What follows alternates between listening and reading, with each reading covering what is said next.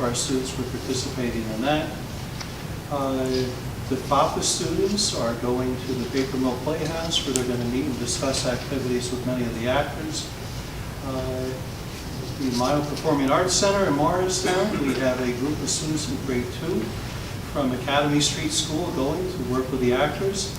And then we have some choral invitationals. New Jersey Institute of Technology Engineering Career Day. We have a group of 20 students going from Dover High School to participate in that. And the only reason I mention not all of them, but some of them, is to give you an idea of the vast array and range of activities and our students are being exposed to. Fantastic. So moved. Second. We have a motion, we have a second. Any questions or comments? Okay, roll call then, please. Mr. Brucia? Yes. Ms. Rosario? Yes. Mr. Miller? Yes. Mrs. Lori? Yes. Mr. Scarnio? Yes. Mrs. Mullin? Yes. Mrs. Phillips? Yes. Ms. Ruiz? Yes. Mrs. Shower? Yes. And we recommend a travel authorization as per the attached list. It's basically one person going to a Spotlight on Diversity workshop through MCCEA and in the Morris County Directors of Guidance meeting. So moved. Second. We have a motion, we have a second. Any questions or comments? Okay, roll call, please. Mr. Brucia? Yes. Ms. Rosario? Yes. Mr. Miller? Yes. Mrs. Lori? Yes. Mr. Scarnio? Yes. Mrs. Mullin? Yes. Mrs. Phillips? Yes. Ms. Ruiz? Yes. Mrs. Shower? Yes. Very good, that's it, Mr. Baker? That's it, I'm sorry, thank you. That's okay, thank you very much. On to personnel, Mr. Miller. I make a motion that the board approve staff and extra service appointments for 2017-18 school year as listed. We have items 1 through 7. Second. Okay, we have a motion, and we have a second. Any questions or comments? Everybody's good? Okay, roll call then, please. Mr. Brucia? Stand files, yes to the rest. Ms. Rosario? Yes. Mr. Miller? Yes. Mrs. Lori? Yes. Mr. Scarnio? Yes. Mrs. Mullin? Yes. Mrs. Phillips? Yes. Ms. Ruiz? Yes. Mrs. Shower? Yes. Thank you very much, Mr. Miller. Curriculum and co-curriculum, I Mrs. move Mullin. that the board approve the following curriculum guides: Spanish 3 HSA, German 2, Spanish 4 HSA. Very impressive guides. They cross-curricular in so many different areas. Hit all the wellness standards too. So I make that motion. Second. Okay, we have a motion and we have a second. Any questions or comments? I think the reading was a little lighter this week. About 800 pages. Very good. Okay, roll call then, please. Mr. Brucia? Yes. Ms. Rosario? Mr. Miller? Yes. Mrs. Lori? Yes. Mr. Scarnio? Yes. Mrs. Mullin? Yes. Mrs. Phillips? Yes. Ms. Ruiz? Yes. Mrs. Shower? Yes. Very good. Thank you, Mrs. Mullin. Community Relations, Mrs. Rosario. Motion that the board recommends approval as requested for the policies listed below. This constitutes the first reading with the second reading to be accomplished at the October 17, 2017 meeting. As follows, 8505 and 85. Very good. Second. Yes, we have a motion and we have a second. And I will also mention that I did receive an email from Ms. Ruiz asking me to, would it be possible for the board to include appropriately nutrition for hunger in 8505. This local wellness policy is actually, it's a continuation of former First Lady Michelle Obama's initiative to tackle obesity with our students and lack of exercise. And it was for wellness and nutrition. And I think for the most part, that's what the regulation focused on, but adding in that we constantly need to fight hunger is not a bad thing to do. So for as many policies as we can add that to, that's fine with me. So we did add it to that, and you saw that on the updated version this afternoon. Okay, so we had a motion, we have a second. Any other questions or comments about that? Yes, ma'am. Thank you, Madam President. As we heard repeatedly today from Ms. Filmmaker, and I repeated it, that we do have a community that includes 70%, 77%, or up to 80% of economically disadvantaged students. And because the 8505 local wellness policy is intended to bring us in line with the Healthy Hunger-Free Kids Act of 2010, it requires a goal. And the goals listed here are 1, a goal for nutrition promotion, 2, a goal for nutrition education, 3, a goal for physical activity, and I think there is a 4th as well for other school-based activities. And while I certainly appreciate and welcome the additional sentence of child and adolescent hunger is also an essential element that must be considered as well, that is not a goal and doesn't address the very real needs and hunger that our students here suffer, that I myself suffered when I was a student here. So I think that this policy would benefit from additional review, whether it's by a committee or whatever the appropriate body is, to ensure that we implement a policy that ensures our students' wellness and that really meets that call to make our students hunger-free.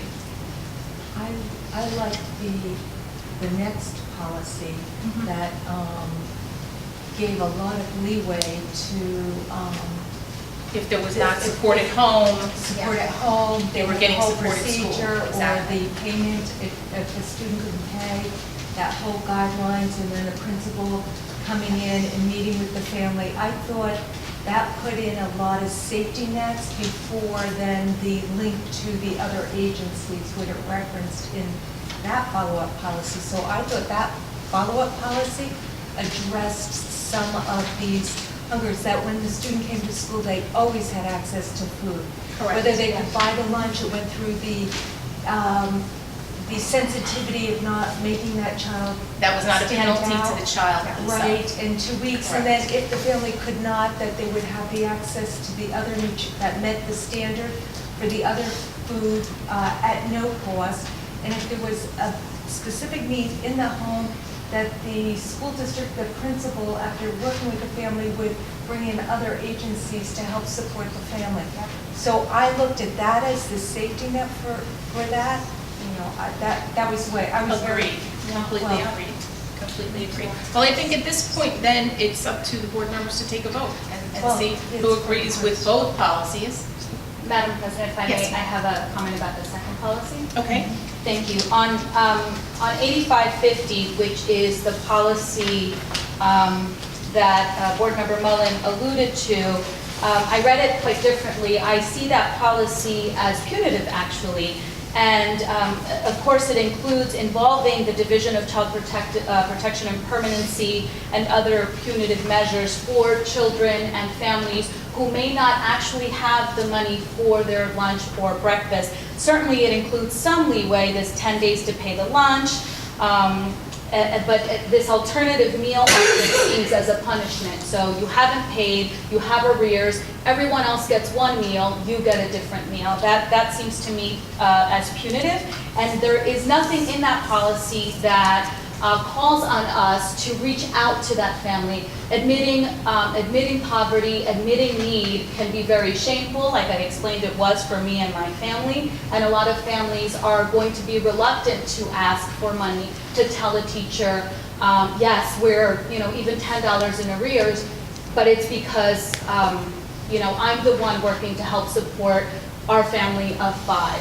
So while I welcome the 10 days, and certainly recognize that DCP&P offers several resources that can help, that sometimes families are afraid of the division, instead of recognizing that sometimes the division can be helpful. The division can also take children away from their families, and the division itself is struggling with, just as our entire society is struggling with, recognizing the cultural needs of new immigrant families, many of which are included in our population, and recognizing the cultural needs of families in poverty. So I respectfully disagree, Ms. Mullen, that the second policy is affixed to the first. In fact, I think that it could be harmful. A safety net. other What board members? language, well, I'm wondering, what language did you prepare? You must have prepared something. Thank you, Ms. Lori, okay. I did not Oh, never mind. prepare language, but I do know the name of the NJSEA Policy Advisor, Jean Harkness. Maybe she can guide us in coming up with changes to this policy that would be a little more sensitive to the economically disadvantaged children in our community. If you like, I welcome the idea of us creating our own language, and I'm happy to join a committee to And do this, that. the language in this policy was created and was customized for Doval, because as we had mentioned, as one of the reasons that our policies, it does take a long time for our policies to be processed, because they are customized. We don't just buy the boilerplate policy, we do customize it. I think there just seems to be a difference of opinion on your interpretation of the policy. I'd like to hear from all of the board members then. How do they interpret? Yes, Mr. Becker. Oh, I just respectfully would like to point out, I agree with Ms. Mullen. This originally policy from Strauss Esme had 3 options in it. All 3 options included punitive efforts, which included not permitting a child to have any lunch at a certain point. We didn't feel that was appropriate. We have never refused lunch for a child regardless of circumstances. So I think it's just a different perspective. Our perspective as we worked on this policy was to take away all these Strauss Esme elements. It said that there would be a punitive impact of not providing a child with a lunch after so many attempts. We always want the child to get the lunch, but it is incumbent within the policy that we'll be working either with the principals or other avenues, guidance, other avenues in the school to help the family get assistance, because this basically, if you're already on a lunchroom program or breakfast program, the meal would be paid for. So this is only for the students who are in arrears for some reason. And the whole goal here was to continue providing lunch while we worked with the parents to try to find out what the problem was and assist them in getting the necessary support for their program. It was a pure Strauss Esme policy, and we took out, in our opinion, and not yours, I understand, but all the punitive measures that were actually ingrained within the policy, which is why we like to look at the policies and just not accept the Strauss Esme standard. But I'd be glad to send you a copy of the original so you can see the degree that we did revise it. That may be helpful. Thank you, Mr. Becker, for those revisions, and I share in your goal to remove all punitive measures. An alternative meal can be punitive, particularly when 1 in 4 of Morris County families are going, for example, to the food pantry. So changing that alternative meal and including some proactive measures. So when our principals or our educators are noticing this child is in arrears consistently, there must be something there, that there's a few additional steps to support that family before we go to DCPNP and before we go to singling that child out. And I can assure you, with our principals and vice principals sitting here, correct me if I'm wrong, anyone, that there is a delicacy in handling a situation like that. And the parents, of course, are brought in. And we're just not calling DIFAS without meeting with parents first to try and find out what's going on. Correct me if I'm wrong, is there anyone that doesn't agree with that? I hate to put you on the spot. Okay. I fully trust our administration clearly to always have the best interest of our children. I want to make sure that the best interest of our children is reflected in the policy, as that's where we are responsible. We are responsible for the policy. I agree with you. And that's why I'd like to have a vote, because there's obviously a disagreement over the verbiage of the meaning of the verbiage on the vote. The only way to settle that, and if we don't pass it, then we'll have to rewrite it. But this is only the first reading. It's the So first we have reading, time but for as to far revise. as, I need people to be clear in what they understand. I need to be clear in what they understand. Just one comment, we really have Yes. very few and far between situations where a student is in arrears. Because for most situations like that, they are receiving free lunch. Correct. Free or Right, reduced. so there are very There few. are very few occurrences. Okay. And many of us in this room know anonymous donors who have actually supplied the food to the children when there's an issue. Okay. Thursday, One more please. comment? Yes, yeah, go ahead. Yes, Um, Ken. And then as far as policy 8505, there was a sentence that was included in the first paragraph, but if you look at A1B, there's an additional paragraph that was added in regards to hunger, recognition of student hunger. That's on the second page of it, Yes, of the it's on policy, page yes. 2 of that policy. I don't know if Ms. Ruiz. Thank you, Ms. is aware of Janish. that. I did not see that second. So is this now A1C that you're directing me to? A1B. Top of the page, second It's paragraph. on the second page. And this revised policy with the additional paragraph and sentence, when did we receive that? At Today. 4 o'clock today. So from With your- 4 o'clock with your updated today agenda. till now. Yeah, your request was made, That's right. Right, I didn't Right. have time to review it, and I don't know that the other board members did, so it may be conscientious to give us some time to review it before we vote Okay. on Wait, it. This is the second time, this is the second time that this has been mentioned, that you doubt that board members are reading their packets.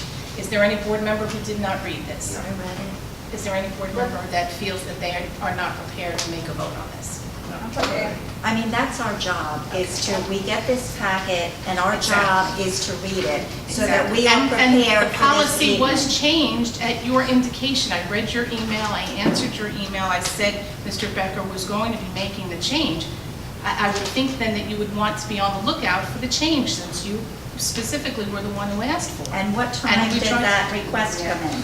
I opened the email this morning. It was actually written, I think, late last night, I'm not sure, but I opened it this morning.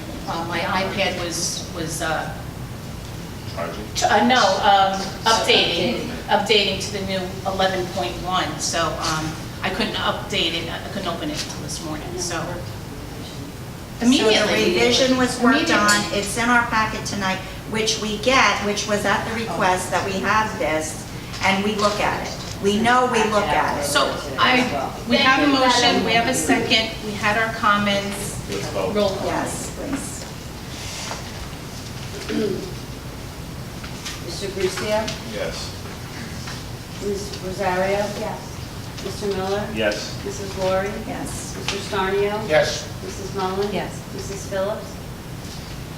Can I ask a question before I answer, just because I want to make sure I answer correctly? Yes, definitely. So, we read this now. Now I did read it when I came home from work, but let's say that I go home and I reread it, and then I have another You have the question opportunity or for comment. So if I second say reading. yes now, it doesn't mean that I Correct. can't come back and You say. have an opportunity I for would- a second. okay. This is a first reading. for Okay, every then I'll purpose. say yes. Okay, thank you. Ms. Ruiz? No. Mrs. Shower? Yes, thank you very much.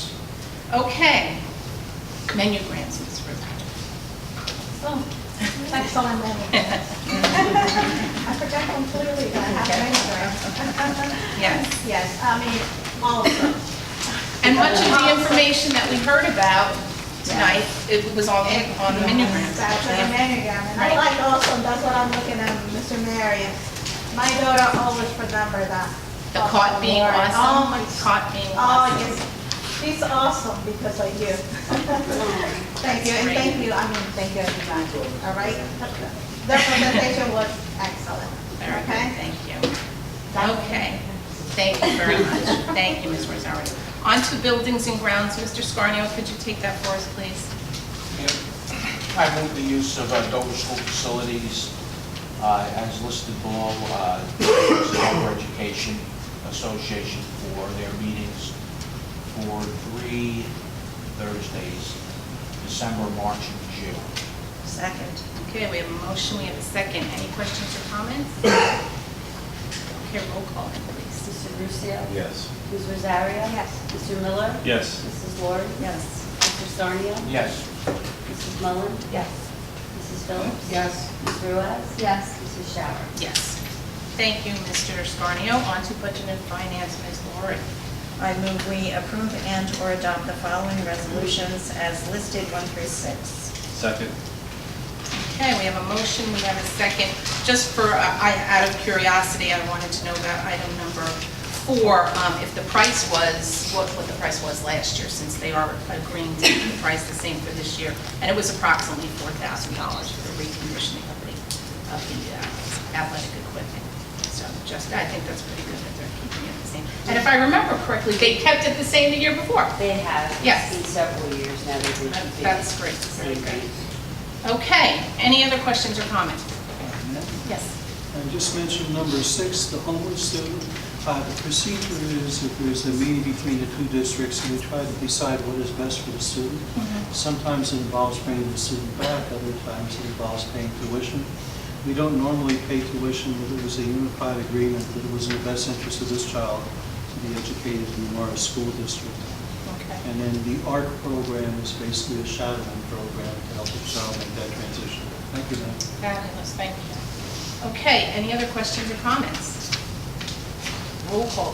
Mr. Lucia? Yes. Mrs. Rosario? Mr. Miller? Yes. Mrs. Lauren? Yes. Mr. Scarnio? Yes. Mrs. Mullin? Yes. Mrs. Phillips? Yes. Mrs. Ruiz? Yes. Mrs. Shower? Yes. Thank you very much. Dover report from Mine Hill. Mr. Brusso, you snuck in on us, but you made it for most of the presentation, so I'm happy. Well, you know, I missed a couple of meetings because of work, but since then, school's open, running smooth, business as usual. Very good. Good to hear. Yes. Will you make sure that your board knows that those presentations are on our website? Correct. If they wanted to look at them and do any kind of analysis of how your students are doing. It'll be available tomorrow sometime. Yeah. Oh, Okay. Yeah. Okay, very good. On to old business. The code of conduct being tabled again at our last meeting for lack of a full attendance. We still have one person that we are short tonight. Any comments about I the think we were code? going to wait until we found school boards. I did speak with Charlene Peterson about school boards, and we spoke about the need for having, or the desire to have some sort of training to help us get over. And she's actually said at this point, there was no further training that she had available that would help. And ironically, this is sort of what we had self-training tonight, because she said the next possible training that she could do, which she would be able to do in November, would be a positivity training, so that the board itself, instead of looking at the negative, concentrate on the positive and the achievements of the district, which I believe we did for the most part tonight. And we also do every year at budget time. So if the board feels that we would benefit from a positivity training, she also did suggest that this be done after attending school boards, because she said there are options at school boards that convention that members who have the interest for any possible trouble spots to seek help at the excessive amount of trainings that they have there. So with that being said, this is an option for us if we wanted her to come and do a positivity training. That was really all she said at this point she could offer us. So we have that. It would be sometime in November, which brings me to the second question. It actually would be under old business. She offered November 7th, which is the first meeting in November, and I know we have board members who may not be here. So I'd like to take a consensus of how many board members will we be missing for the November 7th meeting? Mike will not be here. Is there anyone else? You will not be here. Okay, so that's 2 members down right off the bat. We have to, first of all, make sure we have enough members to meet on November 7th, and then, so if we could just do, Kathy, if Ellen could do a phone call tomorrow to Ms. Dodd and see if she, and Mr. Brucio, you don't know your schedule for work. November 7th. The election. It's election That's eve election day. also, yeah. I think I'm telling you, it's not fair. Oh, okay, so that's 3 right there. 30th, so, Okay. yeah, I won't be here. Yeah, that's 3 right there, so we're sort of in jeopardy of not having, if we lose one more person. So I would think that's definitely not a good day for, at least for the training. So we'll talk about something for the end of November possibly. And after I hear from Ms. Jenish about Ms. Dodd, if she's going to be here on the 7th, we may have to talk about, postponing that meeting or canceling the November 7th meeting. But I'll keep everybody up to date with that. So I guess, is the consensus then that we continue to table? Yes. Yeah. Remember? Then on to new business, or actually, one more thing for old business. After our last meeting, there were, I believe there were 2 people from the audience who had asked a question about use of our track at Hamilton Field, and was it open to the public? And we said no, it definitely was not open to the public. I had asked Mr. Becker, and Mr. Becker had asked Ms. Jenish to investigate with our insurance carrier. We know there would be additional liability. We know there's additional cost because of our maintenance staff having to be there to open, to close. Something that I had not thought of at all was the additional cleanup, and we've done some investigation. Did you want to share with the board the information that you got from the town of Dover on the procedure that they have to go through when they have open field use at Crescent? Do we want to start with that? Well, how about if we start with the insurance? So I'm just gonna Okay, make a well, close up. did you want to do that, or Ms. Sure, Jenish? I can do Okay. that. We asked, because, we've had this discussion for several years now, so the question was, what are the actual costs if we would open up the fields to the public? So we asked our insurance carrier, because as you know, we're in a society of litigation, if you'd agree with that, and we have to protect ourselves in terms of the tendency for litigations, lawsuits. We've had several in the past on the field. Injuries, anything? And we do want to protect ourselves. We have a fiduciary responsibility to protect the district. So the question was very simple. Would there be an additional insurance cost, and what would it be? So this is a report that I got. We have spoken to insurance company, Selective Insurance Company, regarding the issue. First, to be clear, this would not be an acceptable exposure for the Board of Education and the program that Selective provides. The underwriter indicated if they could even get management to approve this exposure, the general liability charge would be upwards of $100,000 a year additional premium. This is not including an additional premium for the umbrella. With that said, if the school was able to open the fields to the public, it would most likely disqualify the Board of Education from the school board program with Selective.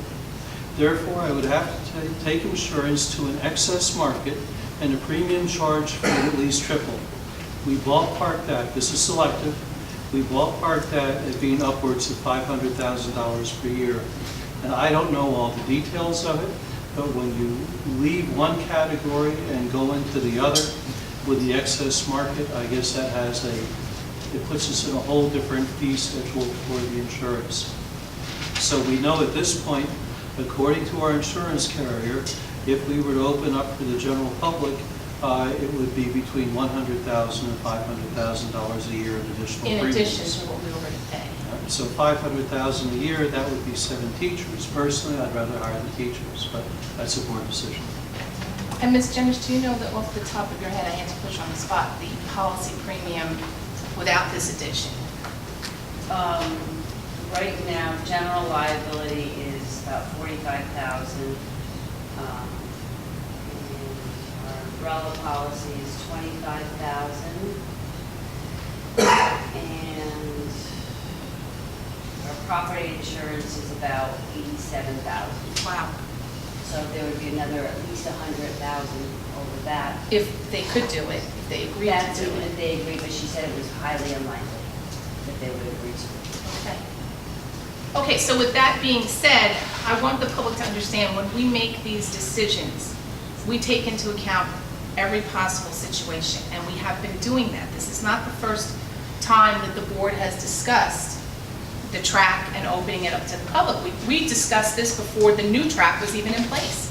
And to remind the public that when they look at other facilities and they say, well, other facilities are open to the public, because people are using it does not mean that it is being used legally. It means that they were not stopped from using it. Because I did go to Morris County and I went to almost every single school district in our area, and every single one requires a use of facilities for all of their properties.